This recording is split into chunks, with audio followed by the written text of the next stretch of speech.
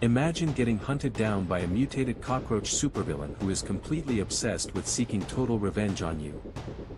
That is the absolute nightmare facing everyone's favorite reformed villain Gru in this crazy fourth movie. Right from the jump, we are thrown straight into a high-stakes undercover operation with zero room for error. Gru is disguised in a sleek tuxedo sneaking into his old high school reunion alongside his trusty minion squad. This isn't any ordinary high school either, it is Lycée Pavon, the legendary academy where all the world's worst evil masterminds graduated. The moment Gru steps into the ballroom, he runs right into his arrogant teenage bully, Maxime Lemao. Maxime starts flexing heavy main character energy, introducing his wildly popular girlfriend Valentina while making fun of Gru's bald dad bod. Valentina and Maxime ruthlessly roast Gru for giving up his villain lifestyle and going totally soft. The high school principal takes the stage and announces Maxime as the winner of the coveted Golden Alumni Award. Maxime grabs the trophy and starts giving an ego-driven speech about his lifelong obsession with gross insects. He tells the entire audience that cockroaches are the ultimate pinnacle of biological evolution. He boasts that he invented a crazy gene-splicing serum that grants him the unsquishable physical strength of a roach. Maxime transforms right before their eyes into a creepy cockroach-human hybrid, claiming he is completely unstoppable. He flexes his terrifying new insect claws, thinking he is the ultimate final boss in the room. That is when Gru hits him with a plot twist, dropping a goop grenade and announcing that he turned secret agent. Tactical AVL agents smash through the windows and instantly ambush the entire villain party.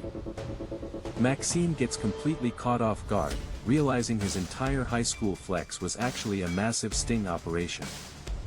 The heavy-duty agents tackle Maxime to the floor while he screams in absolute denial. Gru rubs massive salt into the wound, mocking his old rival as the agents strap him into heavy restraints. As he gets dragged away in chains, Maxime screams a terrifying threat to crush Gru's entire life. Maxime promises to hunt Gru down and exterminate his whole family the moment he breaks free. Cut back to Gru's cozy suburban home, where everything seems totally calm and normal on the surface. Lucy welcomes Gru back home, completely unaware of the threat hovering over their heads.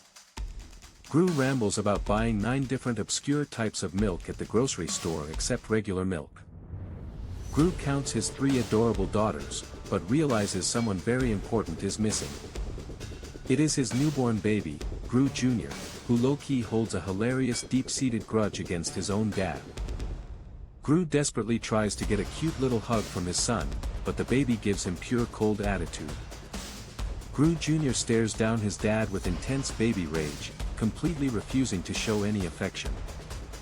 Lucy tries to mediate the situation, begging the baby to drop his tiny villainous front. Gru tries bribing the kid with tropical baby food, but Gru Jr. literally spits it right back in his face. Despite getting constantly rejected by an infant, Gru gaslights himself into believing they are deeply bonding.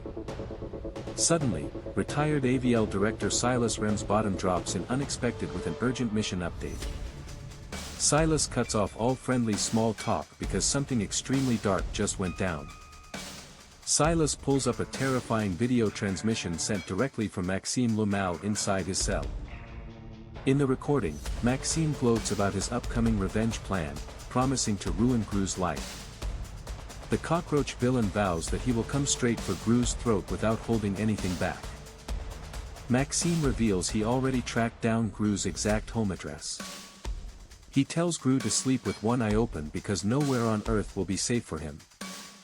Gru acts unfazed at first, assuming Maxime is safely locked up behind maximum security walls. Silas drops a massive bomb. Maxime literally busted out of prison yesterday and is already on the loose. Silas orders the entire family to pack up immediately and enter the witness protection program. Gru and Lucy try to spin the terrifying situation into a fun adventure so the kids do not panic. They tell Margot, Edith, and Agnes that moving away will be an awesome chance to start fresh. The kids are low-key stressed out about abandoning their entire lives, but there is zero time to waste. Gru rushes everyone into the getaway van as they say goodbye to their old home. Little Agnes breaks down crying because she isn't allowed to bring her pet goat Lucky along. Silas explains that their location must stay top secret, meaning even Grandma and Uncle Drew cannot know where they are. Even the yellow minions are separated from the family and transported straight to secure AVL headquarters.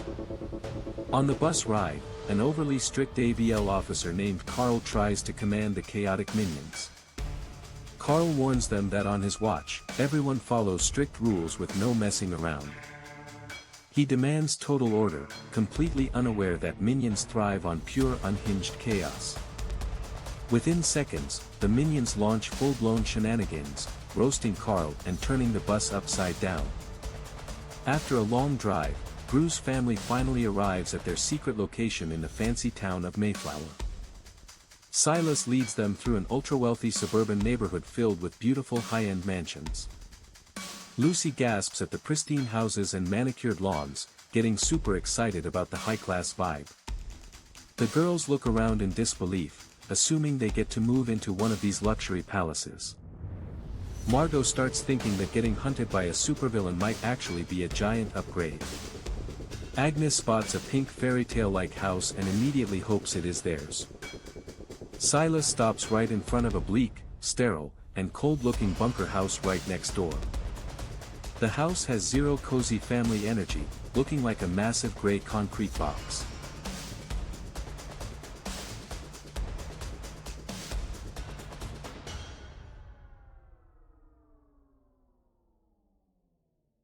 Silas assures them that while it lacks comfort, it is built with elite top-secret defense features. He demonstrates a fully automated lockdown feature that seals the whole house behind impenetrable steel. To keep them 100% invisible to Maxime, Silas hands every single family member a brand new cover identity. Gru gets assigned the super boring cover profile of Chet Cunningham, a suburban solar panel salesman. Lucy gets assigned as an elite salon hairdresser, which she instantly hypes up as her dream side quest. Gru practices saying his fake name out loud, trying to convince himself he sounds like a normal suburban dad. Edith becomes Bree, Agnes gets turned into Brittany, and Margot gets stuck with the worst name on the list. Margot completely freaks out when she finds out her fake identity name is officially Blanche. Silas warns them that maintaining these fake identities is a strict matter of life and death. He pulls Gru aside and explicitly tells him to stop acting so distinctly Gru-ish in public. Silas calls out Gru's naturally grumpy posture and aggressive villain aura that stands out anywhere. Gru gets low-key offended, arguing that he is actually super comforting and easy to be around. Silas cuts off the banter, reminding him that Maxime is actively tracking them down at this very second. Lucy takes a deep breath, trying to view this dangerous situation as a rare opportunity for them to act normal. Meanwhile, across the country, Maxime celebrates his prison breakout surrounded by his terrifying cockroach army. Maxime Lamal is currently plotting the ultimate revenge, and Bro is not holding back. He decides the best way to destroy Gru is to pull up and kidnap his newborn baby. Maxime literally asks his girlfriend if he should start calling himself Cockroach Man, which is peak villain cringe. Even though the name is totally on the nose, Valentina is low-key obsessed with the evil energy. He tries to convince Agnes to be more like Edith, who lies so seamlessly it is actually wild. Edith casually denies lying while doing it on the spot, and Gru is honestly impressed. The family tries to hype themselves up for their very first day fitting into the suburban Mayflower neighborhood. Lucy reminds everyone they are gonna be late for karate, and Gru needs to drop Margot at school. Margot is already low-key stressing about being the awkward new kid in a snobbish town. Gru tries to reassure Margot that if she puts herself out there, everyone will love her. Gru is convincing himself that the locals will adore his new suburban dad identity. Gru grabs baby Gru Jr., hoping today will finally be the day they bond like real buddies. Lucy heads out to start her new job, leaving Gru to handle the neighborhood solo. Gru immediately spots his high society neighbor outside and tries to start up a totally normal conversation. The neighbor, Perry Prescott, gives Gru an intense side eye and asks what brought him to Mayflower. Gru completely panics and pretends he sells solar panels, making things instantly super awkward. Perry flexes hard, revealing he owns the biggest auto dealership in the entire state. Gru slips up and almost calls Margot by her real name, having to make up a bizarre story about a dead pet fish. To cover his tracks, Gru mentions he is taking his daughter Bree to her first day of school. Perry introduces his own daughter Poppy, and Gru desperately tries to arrange a carpool. Poppy takes one look at Margot and instantly roasts her, saying she clearly has zero friends. Perry shuts down the conversation fast, claiming he has important country club plans to get to. Gru tries to hint that he would love an invitation, but Perry totally ignores him.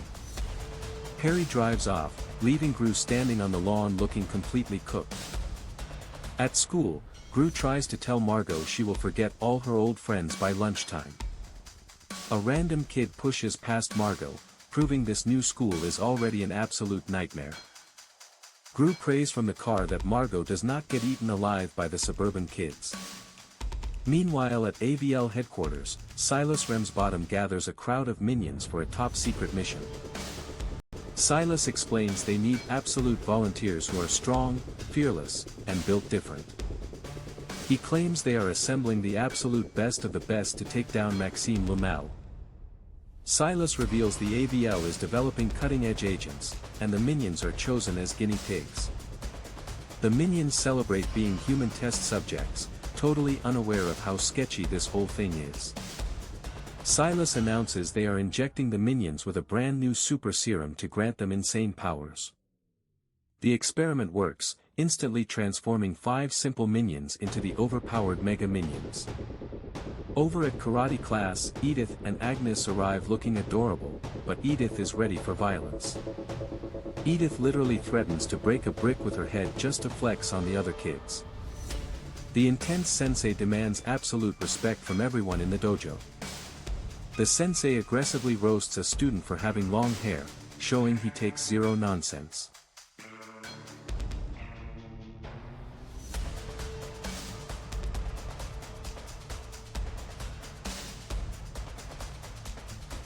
He calls up Agnes and Edith to introduce themselves as the new martial arts beginners.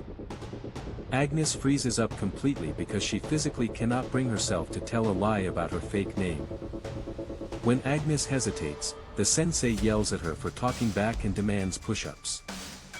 The sensei banishes Agnes to the corner of disgrace and reflection, which is totally unhinged. Edith stands up for her sister and warns the sensei he messed with the absolute wrong girl. Edith executes a high kick attack, obliterating the sensei's pinky toe and leaving him crying on the floor.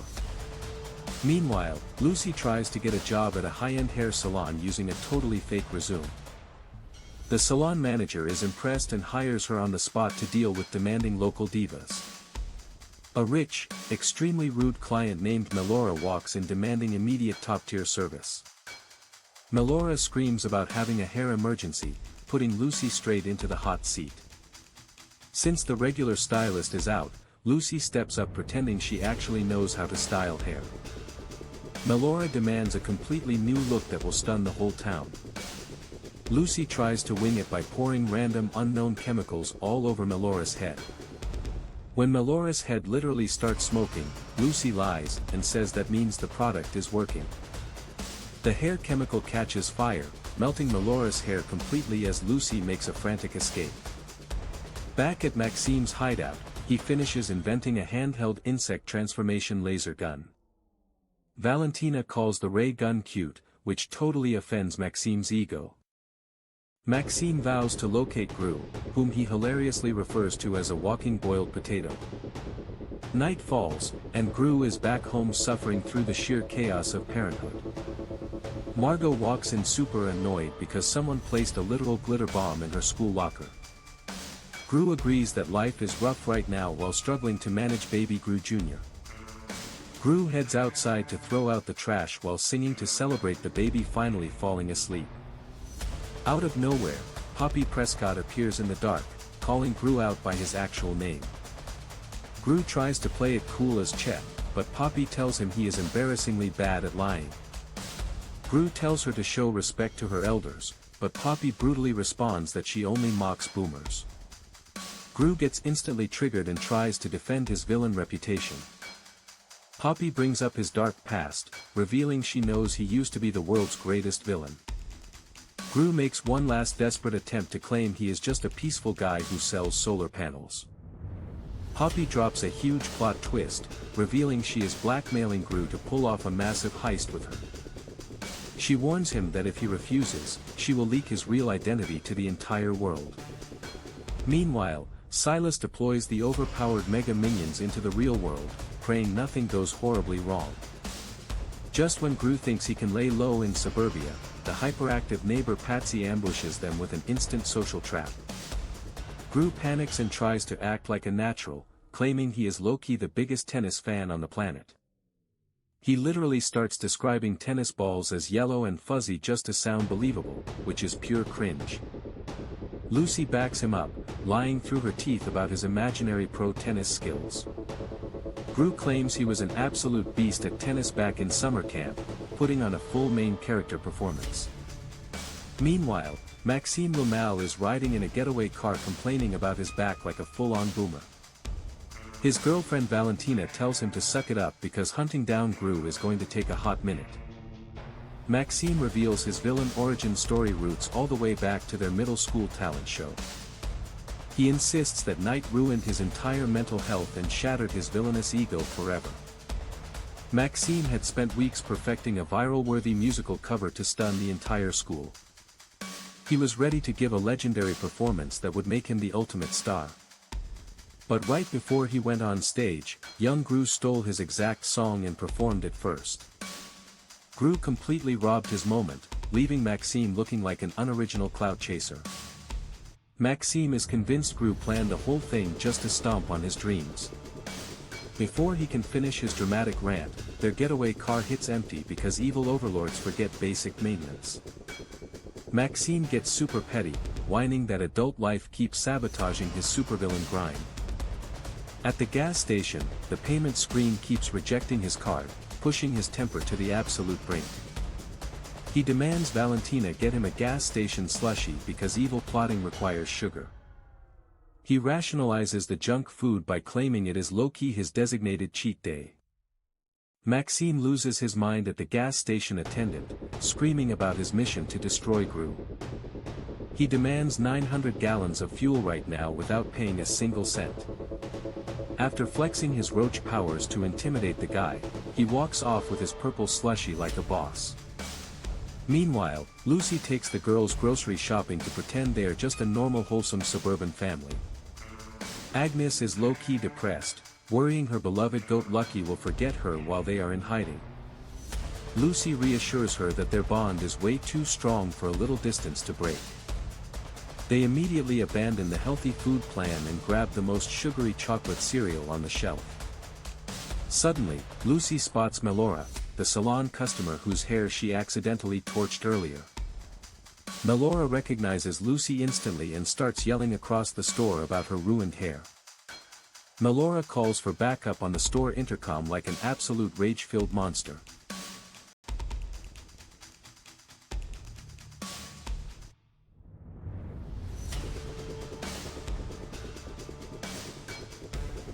Lucy grabs the kids and starts sprinting through the aisles to escape the angry customer. They barely escape into their car, with the girls secretly thinking their mom is an absolute badass. Later that night, Gru meets up with Poppy, who is lurking on the roof like a teenage mastermind. Poppy formally introduces herself as the next big supervillain on the block. She forces Gru into a top-secret meeting to lay out her wild criminal plan. Poppy insists they are soulmates in crime and destiny demands they team up. She reminds him that every legendary bad guy starts their criminal career as a teenager. She brings up Gru's legendary childhood heist to prove he is the perfect mentor for her. Poppy pulls out a miniature model of her target, built out of popsicle sticks and sheer chaotic energy. Her goal is to break into her dream villain academy and steal their iconic mascot, Lenny. She wants this heist on her resume so she can get accepted into the elite evil academy. Gru warns her that honey badgers are absolute chaotic menace demons that will shred anyone to pieces. Poppy pulls out her blackmail video again, reminding Gru that he is cooked if he says no. Cut to the Mega Minions trying to do superhero work in the city, but their help is absolute disaster. They end up crushing cars and obliterating local coffee shops instead of actually saving anyone. The citizens turn into an angry mob, realizing these goofy soups are doing more harm than good. The crowd starts throwing trash and shouting that they are totally done with fake heroes. The public backlash gets so intense that the Anti-Villain League has to take drastic action. Silas Ramsbottom officially shuts down the Mega Minion program and forces them into immediate retirement. Under the cover of night, Gru, Poppy, and Baby Gru arrive at the ominous Villain Academy castle. Gru prepares to breach the perimeter and asks his minion assistant Ron to hand over his high-tech break-in gear. Gru reminds Ron to guard the baby with his life while they scale the deadly fortress. Ron packed a full diaper bag instead of actual high-tech weapons, totally ruining the vibe. Gru opens his gear bag expecting a laser cutter, but pulls out a baby diaper instead. Gru realizes Ron mixed up the bags and brought infant supplies to a high-stakes robbery. Outside, Ron realizes his fatal mistake while holding a bag full of tactical explosives. Gru is forced to improvise his break-in using only pacifiers, baby powder, and infant toys. Poppy points out horrifying statues of legendary evil alumni as they sneak through the halls. Gru mutters under his breath, wondering how his life turned into babysitting a teenage villain. Poppy fangirls over the dangerous historical artifacts displayed inside the Academy Museum. They bypass lethal security systems right past iconic villain gear from evil history. Gru tries to teach Poppy heist safety, but baby Gru wanders off straight into the danger zone. Gru frantically scrambles to grab his son before the baby triggers laser alarms. Gru begs the baby to stay quiet so they can secure the honey badger and get out alive. He remembers the secret layout from his old school days and finds the hidden cage trigger. Gru pulls out a tranquilizer gun to knock out the sleeping honey badger before it wakes up. He aims carefully, planning to put the fuzzy beast to sleep for the entire escape. In a total clumsy disaster, Gru accidentally shoots himself in the leg with his own dart. As the tranquilizer kicks in, Gru collapses to the floor completely paralyzed. The noise triggers the alarm, waking up Principal Abelschlecht and alerting the whole castle. The terrifying principal storms into the room ready to obliterate whoever breached her school. She unleashes her formidable power, charging straight at the helpless break-in crew. Poppy grabs the cage containing Lenny while Gru uses diaper rash cream to grease the floor as a trap. They slide past the enraged principal and make a wild getaway on Poppy's modified wheelchair. Impressionable Poppy is so hyped by the adrenaline rush that she promises to keep Gru's secret forever. However, back at the academy, Principal Abelschlecht calls Maxime Lumal and drops Gru's exact location. Gru and Lucy are trying to fit in with the country club snobs, but our main man Gru is totally cooked at tennis. Meanwhile, Poppy slides over to Gru's house to hang out with the girls while the adults pretend to be bougie. Poppy brings her chaotic energy right into the living room, ready to stir up some low-key mayhem. She even brings along her insane pet badger, proving she is fully built different.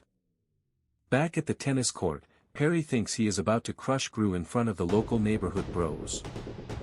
Gru's rival flexes hard, completely unaware that Gru has zero elite tennis skills in his body. Gru starts using illegal gadget moves, turning a simple tennis match into an absolute fever dream. Over at the Safehouse, little Agnes is chilling when she hears a weird knock on the front door. Agnes tries to stick to the rules and ignore the strange old lady standing outside. The kids realize this random intruder smells suspiciously like vintage villain evil.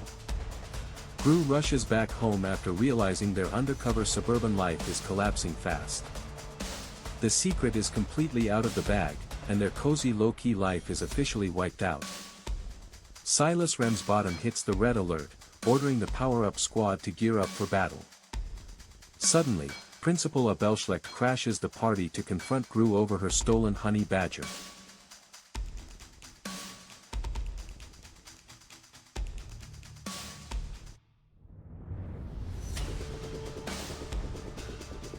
She demands her prized mascot back, threatening to throw hands right then and there.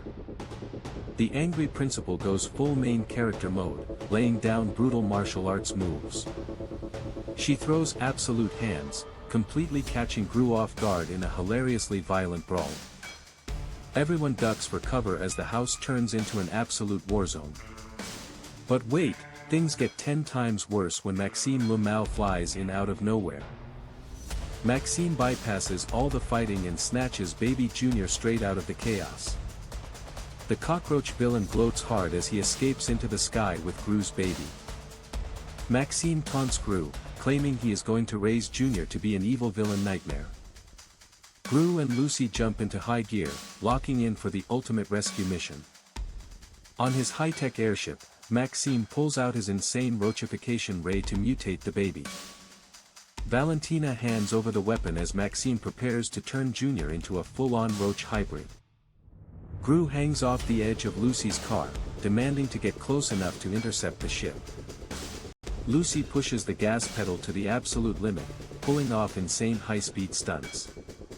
Total chaos breaks out inside the ship cockpit, blinding the villains at 30,000 feet. Maxime drops the tragic reveal: he already zapped Junior into a mini cockroach monster. The mutated baby now possesses crazy super strength and total hatred for his real dad.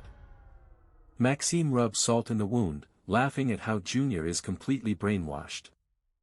Gru's heart breaks into a million pieces, but he refuses to give up on his baby boy. Maxime corners Gru on top of a massive unfinished bridge structure high above the city. The villain tries to force Junior to finish off his helpless father once and for all. Gru reaches his absolute breaking point, standing tall despite facing total doom. One wrong step means falling hundreds of feet onto the sharp steel beam grid below. Maxime sends Roach Jr. swinging in to destroy Gru with lethal mutated strength. Gru refuses to fight back against his own child, taking brutal hits without flinching. Instead of fighting, Gru whispers pure fatherly love, breaking straight through the villain's mind control. Junior snaps back to normal emotions and instantly turns his rage right onto Maxime. Dr. Nefario hits Junior with the antidote ray, reversing the roach transformation instantly. The mad scientist flexes his genius skills, fixing the family back to 100%. Back at their real house, Agnes gets the ultimate wholesome surprise waiting for her.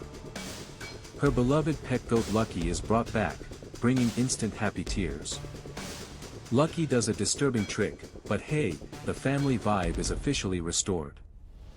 Gru realizes he has one final piece of unfinished business to settle before moving on. Gru visits Maxime behind bars at the maximum security AVL prison cell. It turns out their legendary rivalry started way back in high school over a stupid song. Gru finally admits the truth that he stole Maxime's talent show performance decades ago. Maxime demands a heartfelt apology for having his teenage dreams completely ruined. The villains start bickering like petty teenagers, proving true evil never really grows up. Gru reminds him that it was payback for an embarrassing homecoming prank.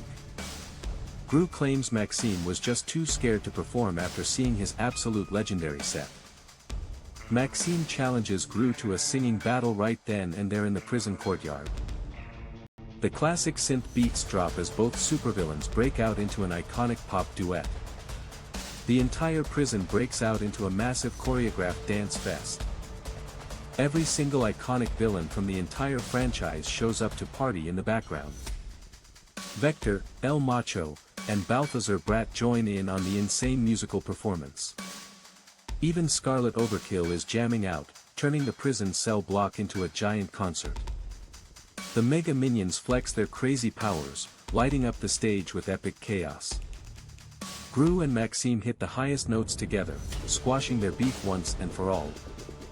It is an absolute cinematic masterpiece of a finale that hits all the right nostalgic feels. The family unit is stronger than ever, proving that dad energy beats supervillain evil every time. Baby Jr. finally gives Gru the ultimate respect, cementing their unbeatable bond. The minions end up causing one last chaotic explosive mess during the credits rollout. What a legendary ending to the absolute wildest entry in the entire franchise history. If you stayed till the end of this recap, you are an absolute legend with main character energy. Smash that like button right now if you think Gru is low-key the greatest animated dad ever. Drop a comment down below letting me know which classic villain cameo hyped you up the most.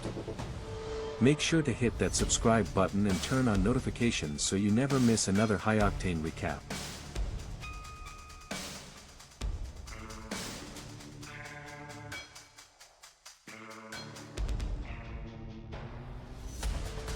Catch you guys in the next video, peace out and stay legendary.